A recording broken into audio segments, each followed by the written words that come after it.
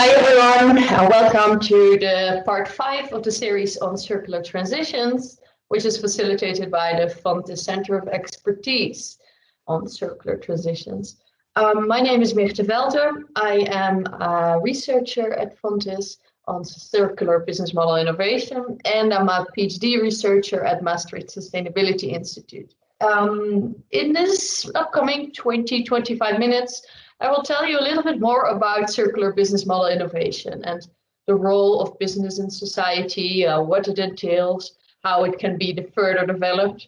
And I will touch upon the concept of a business model, the concept of value creation, and also touch upon the challenges and some strategies to deal with challenges involved in innovating a circular business model. So first, a little bit about the role of business in society. To start with, we're all part of it. Even though you might not be working in a business, you're still consuming. And well, you see here in the supermarket, businesses have provided us with plenty of affordable food, with mobility, with telecommunication, with jobs, with proper clothing. And this all gives us also a feeling of prosperity and safety and welfare. But obviously, this welfare has a downside and comes at a cost. Think about the negative effects on the environment or on working conditions elsewhere in the world. So the carbon emissions being emitted through production, land use, land changes, chemical waste, plastic soup. So all these elements come along with the positive side. So there is a balance to make here. And attention for that is actually increasing a lot in the previous years. So you might have heard about the Sustainable Development Goals, which were adopted as 17 different goals to have a more equal and sustainable world. So if you look at these different goals, businesses have a role to play in every one of them. And for the business model part, you can think about Sustainable Development Goal 12, responsible consumption and production, as one of the major focal points. But then again, you might know the Paris Agreement in 2015, where for the first time in the world,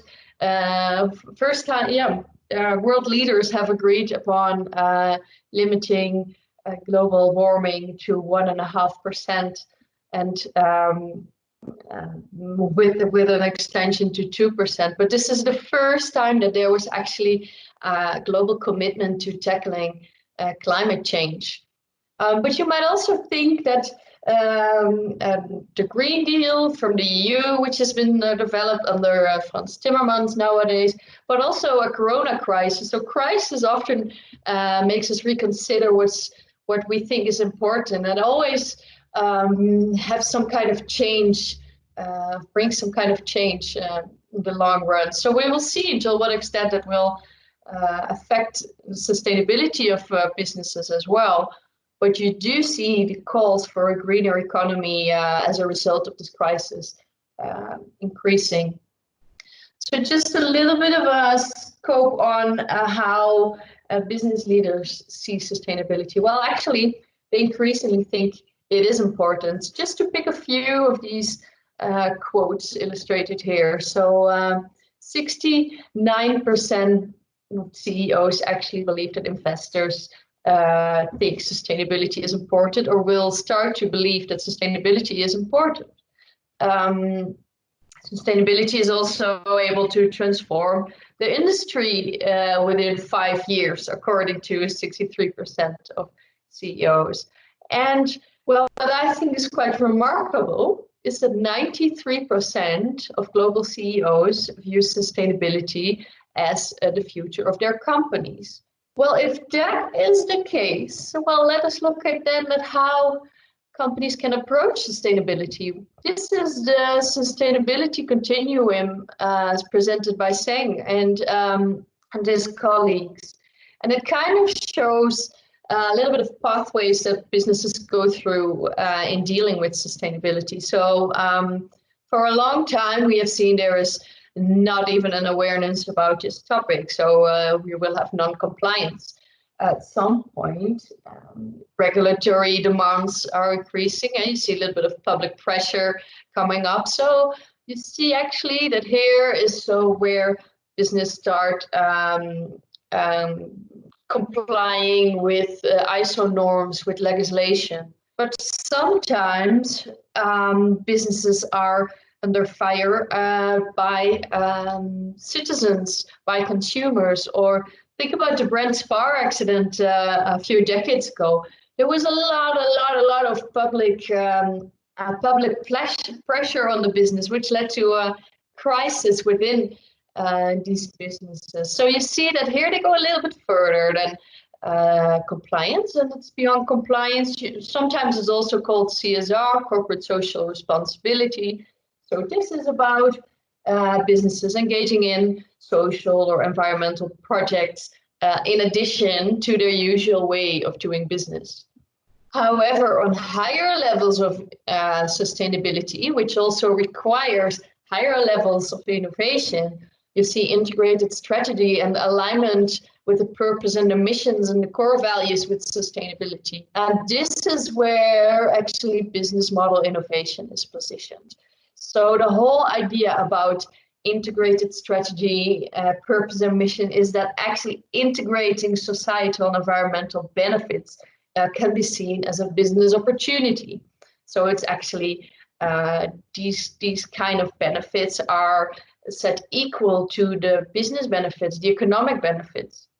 What I personally like is this nested approach, which is developed by Griggs, which positions the Earth's life support system. And so you can think about the natural environment and all its services that it's offered as a healthy basis for a healthy society, and that a healthy society is a basis for a healthy economy.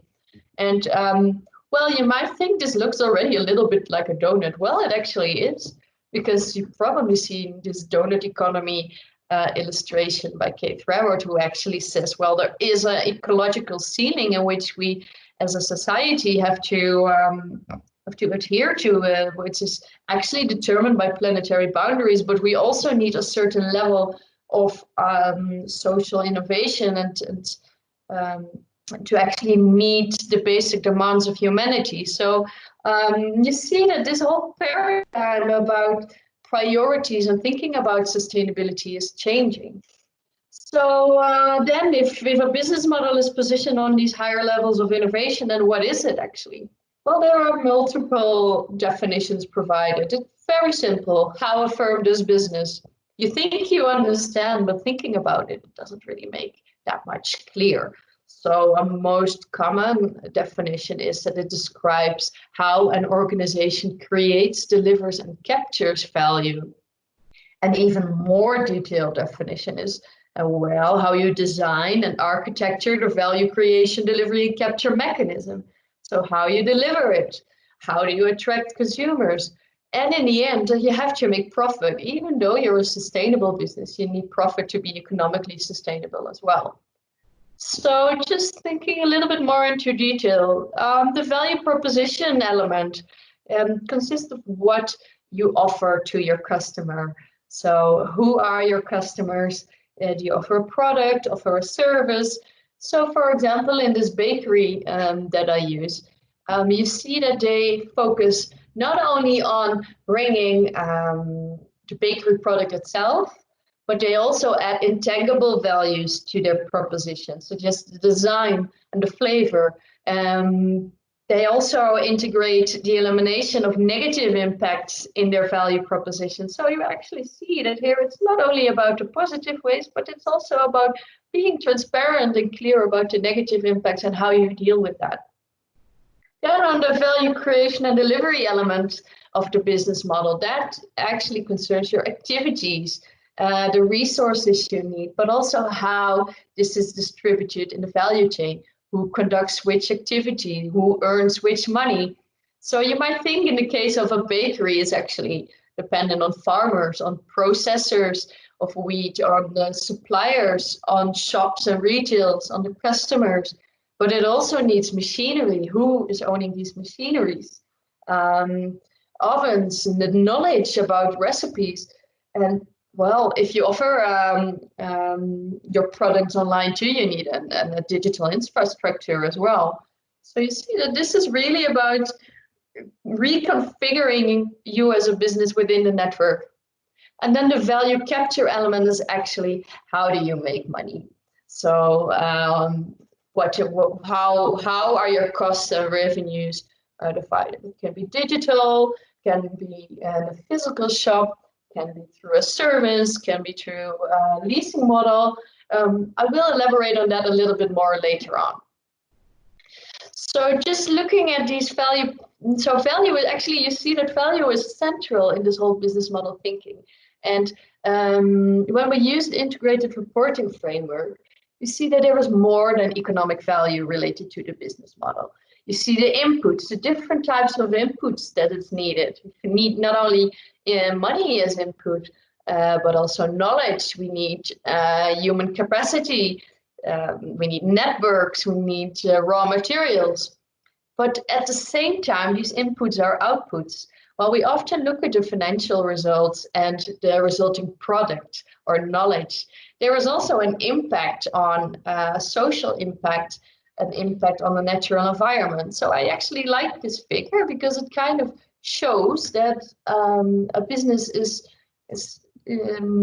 having more impact than you would usually see. So a little bit of an illustration on how this would look like. In the bakery earns money, the bakery manufactures its product, it develops its knowledge on how to produce these products, it hires people, creates some kind of local cohesion, colleague environment, and it has an impact on the natural environment by using its resources, for example.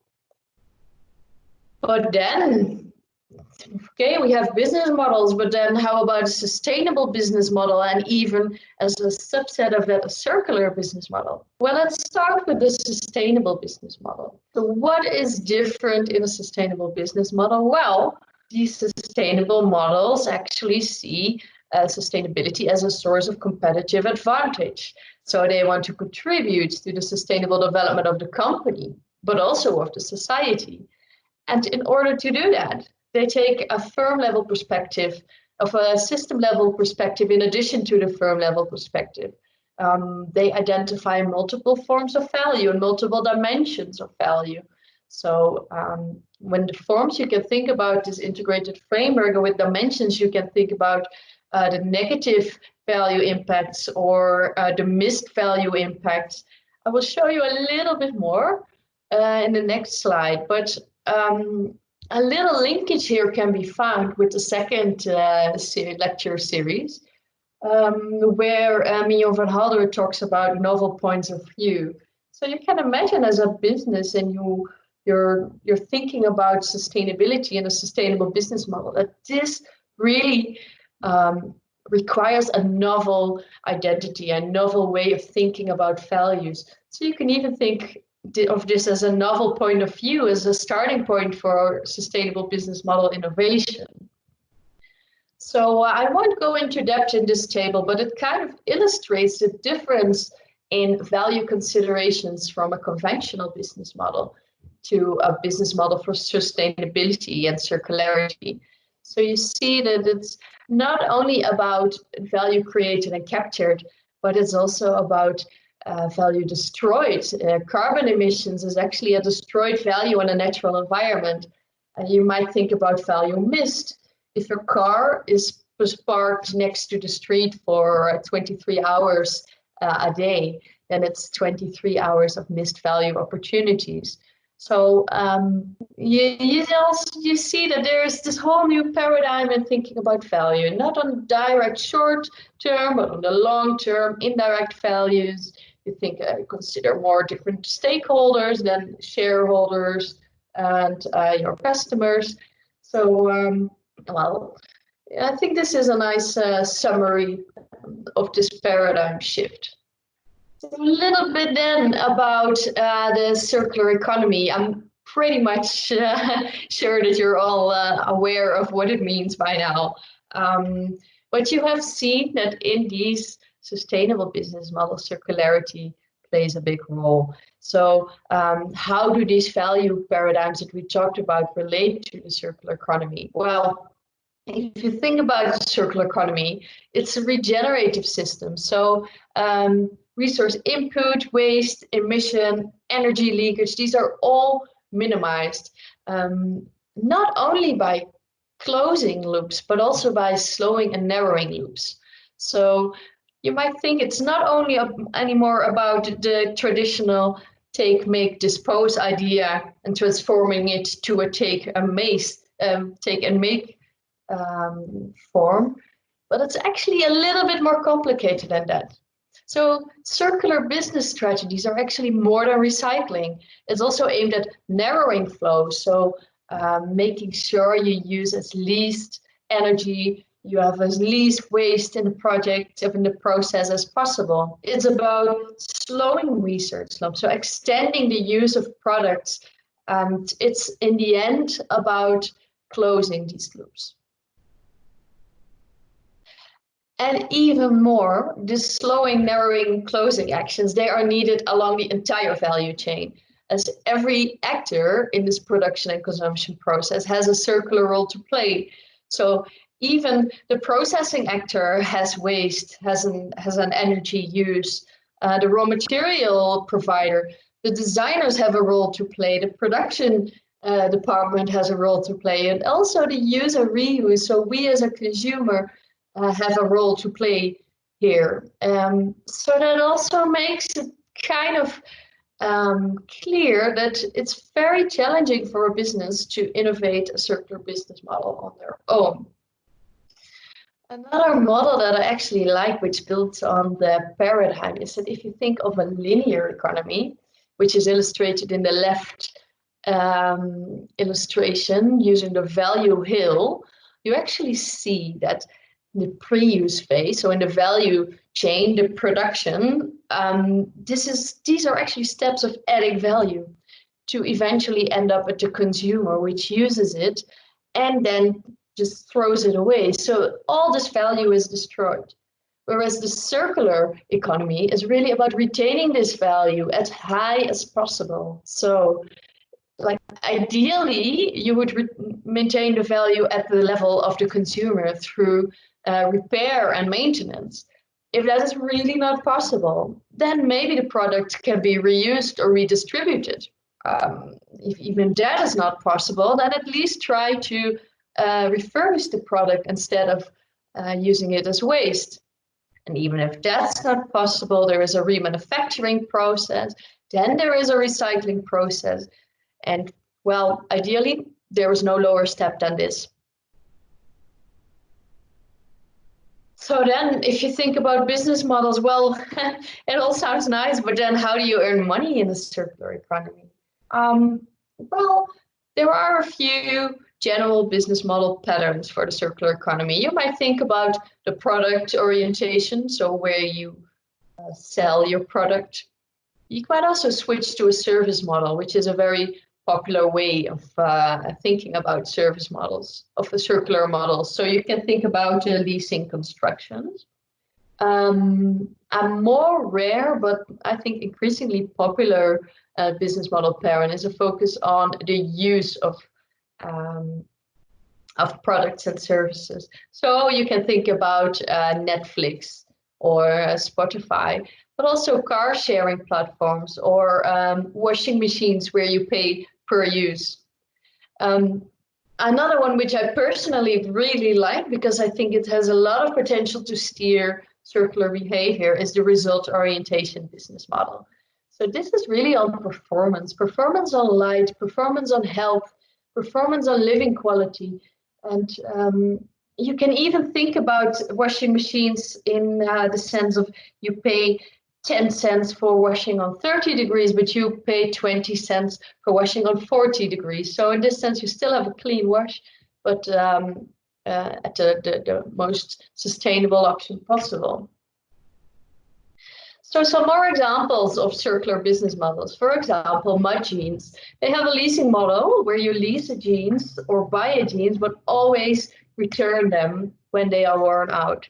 So if you think about circular strategies, then this is about closing loops and access to textiles or to jeans instead of owning a jeans. Another example that I like is Fitzo, and it's a furniture producer already from 1959. And already in the 1970s, they established design principles. So for good design, so design should be timeless, it should be robust, it should avoid sensibility for fashion, it should avoid obsolescence, and it should sell the smallest quantity necessary. So it encourages consumers to start with less, to add on repair, and you can buy less today because you can add more. The design is modular. Customers can return for spare parts, ask for reparation, or reupholster an entire chair after decades of use. So that's actually the stewardship that they take towards consumers, and they have transformed this into a mission of the art of living better with less that lasts longer. Another example is Interface. You might have heard about this as well. So Interface actually creates carpets from disposed fish nets that are being collected by people without jobs in Asian countries. And so you see that this is a nice example of an environmental benefit, namely the elimination of plastics, but also a societal benefit or a social benefit in providing jobs to people who otherwise wouldn't have the opportunity. Two more examples. This one I also like. I don't know if anyone remembers this, but it was a popular advertisement by Patagonia, where they steered consumers to not buy their products, but actually to let them repair and recycle. So to also recollect Patagonia products that you wouldn't be able to use anymore. Another example is Viga. And this is a startup that actually emerged from the idea that as young parents, you actually use a lot of textiles, and you often use them only for a short amount of time because your baby grows and relatively quickly you outgrow the textile. So Viga actually created a sharing platform where you can return where you can use the textiles for the period that's needed and send them back so they can be cleaned and used by someone else afterwards. So this is really a good example, I think, about extending the life cycle of a product. Well, this is an important and I think also a familiar example as well, the Philips lighting paper looks, where they offer functionality rather than ownership. It's a performance-based business model. So this is at Schiphol Airport, where the company actually pays for light instead of buying lamps. So this is a really good idea. You can see how the incentives here change, whereas before there would be an incentive for Philips to sell as many lights as possible. So there is a little bit of an incentive to shorten the lifespan of a product. Philips wouldn't have the incentive to think about the efficiency of the products because they wouldn't pay the bills. But in this case, Philips pays the energy bills and the material bills, and they just get a fixed fee for the used light. So you can see that here the incentive for changes in creating long-lasting products and very energy efficiency products. So that's also why I really like the sustainability potential of this product. And the circularity aspect here is that Philips actually retains or remains the owner of the product. So they actually can take the products back at the most ideal time for reuse or repair. So what is the kind of a general denominator in all these models is that it's really important to design for circularity. So on the product level, this would mean using single materials for a product, but it's also about how this product is engineered. So I really like the example by DSM where they designed a mono-material carpet, which is really easy to recycle. So you can think about the carpet industry. So even though we use the same carpet for years, it is one of the top 5 contributors to landfill and incineration in the world. So globally, over 95% of all carpet is burned or landfilled after use. So you can imagine there's a huge potential for sustainability and circularity. The reason that this is burned or landfilled is that conventional carpets actually made of a complex set of different types of materials, and they are glued together to such an extent that they last forever. However, separating these materials after use is really difficult and really expensive. So what Niaga aimed to do is to actually develop a carpet that takes a lot less energy to produce. It's much more easy to recycle and can be brought back to its original materials. So, all right, we have a circular product then, but then what does that mean for the partners? Because who is going to make sure these carpets are returned? Who is going to make sure these carpets are recycled?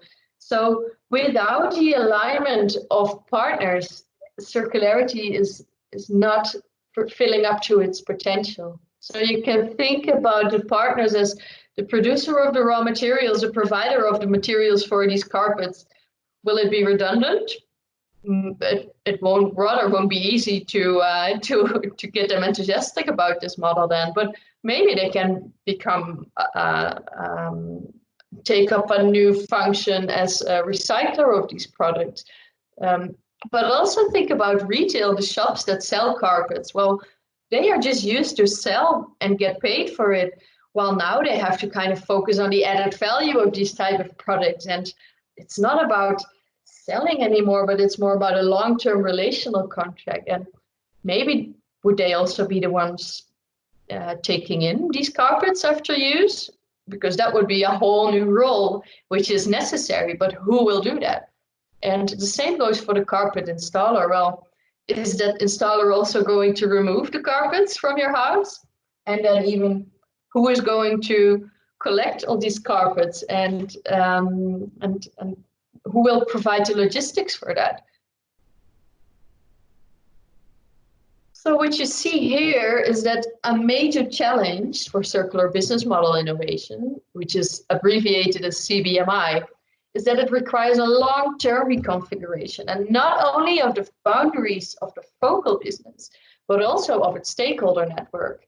And these boundaries are, of course, not visible, but they are actually the mechanisms that make sure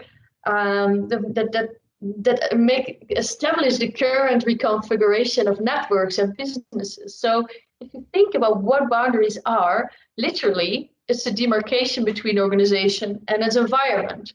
So as an organization, what do you stand for? Who are you as a business? What are your values? So think about the mission, the vision, these kind of purpose statements. But there are also boundaries related to power. So what is the position of you as a business in the network? Until what extent are you able to control relationships with your external network? And you can think about to what extent would DSM Niaga be able to demand from their suppliers that they actually change their activities to align with their circular idea. Gender is the boundary of competence that is changing. So circular businesses need novel type of resources, novel materials. They need new capabilities in terms of new knowledge on circular design or knowledge on multi-stakeholder collaboration. And on an efficiency level, this is really about how novel roles and activities are divided. So who will conduct what activity in a circular network. And you can see that these 4 dimensions of boundaries are interrelated, because often the purpose of a business actually steers the activities being conducted and the strategy that is being chosen. So, and it also works bottom up, of course. Sometimes a new activity is piloted with, and a business is actually experience that it could be a novel identity for them. So if we think about circular business model innovation as a reconfiguration of organizational boundaries, then what would be the typical configurations for circularity? Well, in the first column, you can see that the boundary reconfigurations on identity are often based on multiple value creation. So an example is that a business states that it exists to produce 100% circular and sustainable food concept. But this is challenging because this really requires them to change their value frames, change their mindsets, change their culture.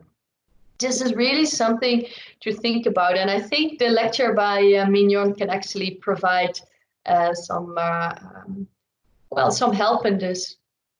On the level of competence, circular economy requires new competences, new relationships with external partners.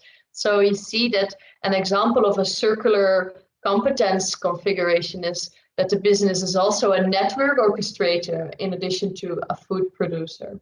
And this requires new capabilities. It has new financial trade-offs.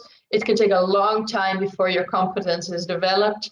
And even with that, there are risks involved in terms of the technological means to do so.